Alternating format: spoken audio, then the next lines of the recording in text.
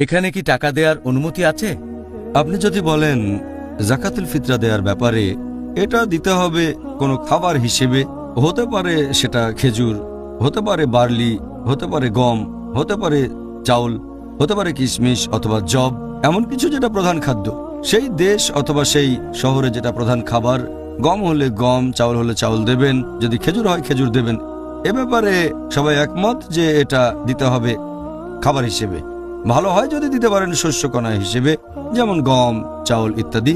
আমাদের প্রিয় নবী মুহাম্মদ সাল্লাল্লাহু আলাইহি ওয়াসাল্লাম বলেছেন, এটা উল্লেখ আছে সহিহ বুখারীতে, খণ্ড নম্বর 2, বুক অফ জাকাত, হাদিস নাম্বার 1503।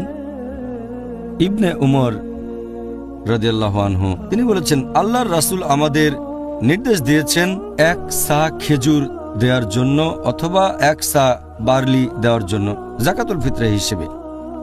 সব মুসলিমই দেবে, দাস বা স্বাধীন, পুরুষ বা মহিলা, তরুণ বা বৃদ্ধ। আর এটা দিতে হবে ঈদ উল ফিতরের নামাজের আগে।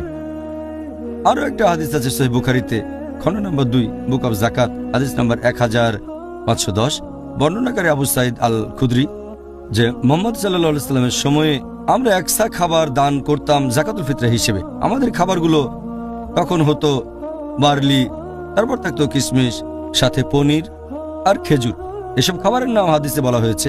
এছাড়াও আর একটা সহিহ হাদিস আছে, ইবনে খুজাইমা, হাদিস নাম্বার 2417। ইবনে আব্বাস রাদিয়াল্লাহু আনহু বলেছেন যে রমজান মাসের সদকা মানে জাকাতুল ফিতরা হচ্ছে এক সা।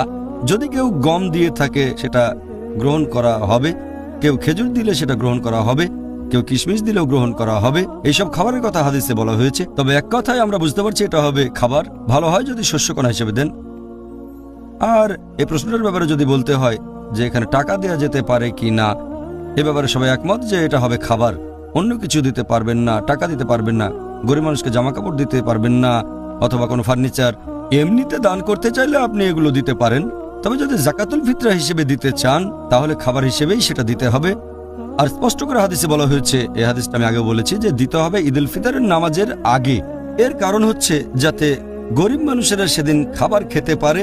টাকা দিলে হয়তো অন্যভাবে খরচ হয়ে যাবে, তাই এটা দিতে হবে খাবার হিসেবে, যাতে করে এই বিশেষ দিনে তার পেট ভর্তি থাকে, খাবার নিয়ে কোনো চিন্তা করতে না হয়। তাই সবাই একমত যে জাকাতুল ফিতরা দিতে হবে খাবার হিসেবে।